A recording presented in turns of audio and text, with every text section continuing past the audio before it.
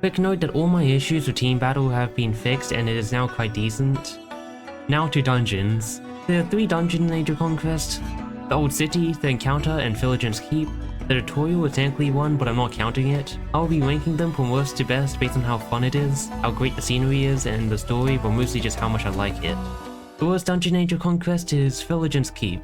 There's a lot that makes this one the worst. The stealth aspect at the start is cool but painful with more than one player, and the sentinels are too strong. Sometimes they summon inside the fort where they can't be avoided as well. The statue is cool but quite pointless when you realize that you don't have to open the prison doors at all. You can talk to Mickey Smuggler and kill key holders through the bars. Mickey is the best dungeon shop in the game, but only 2, so it doesn't mean much. The captain is so incredibly annoying and more difficult than the final boss. Furthermore, the areas the captain guards are useless space with dead ends and keys that you can't use on anything. The difficulty in dungeons should be exponential but looks like this. The antagonist and boss in question is Serenity, which is my favorite part of this mission, as the player already knows he is a member of Claymore, but he flees when down to Hearth Hells, which makes him the most disappointing final boss. I know they can't kill him as he is in team battle, but still kinda lame. Also, it says that he is standing in your way but is a dead end. Lastly, the story of this dungeon is the weakest. You don't even find any information. Ultimately, this dungeon can't compete with any others. The middle dungeon is the Old City. This is the first dungeon and does a great job at showing how dungeons are like and its elements like keys and objectives. It's also the only dungeon with a complete alternative path that can be taken. This dungeon also has the best terrain that is all climbable as well. It even shows shady aspects of the king you're fighting for, as you're sent to basically find a scapegoat to blame everything on.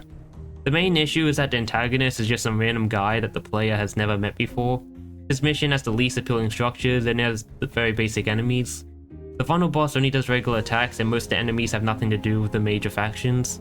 They are mostly just bandits or golems. Golemites are cool though, as they come in different sizes and have laser eyes. Lastly, this is the only dungeon with no shop. Even Viligant's Keep has a shop. The best dungeon is the Encounter.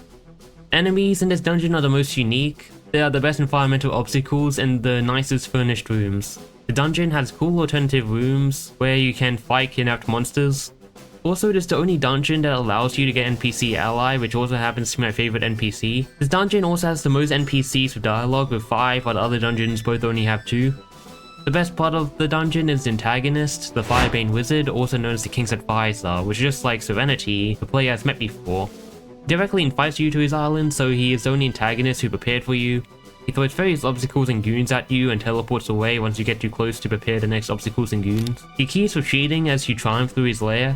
He will finally fight you once he gets pushed into a corner, and he has the most unique moveset out of any final boss. Also has a shop, which is why the Encounter is the best dungeon.